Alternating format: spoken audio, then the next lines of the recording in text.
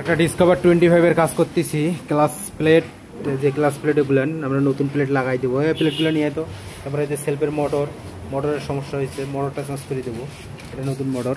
বিশেষ করে আপনাদেরকে একটা জিনিস দেখাই, এই দেখেন গাড়িওয়ালা, এটা ইয়ার ক্লিনার ফিল্টার, ইয়ার ক্লিনারের ফর্ম দেখেন, এই দেখেন এটার অবস্থা। গাড়িওয়ালা চালাইতে চালাইতে মোবিল তো গেছে এবং ফর্মও অর্ধেকখান আছে অর্ধেকখান নাই।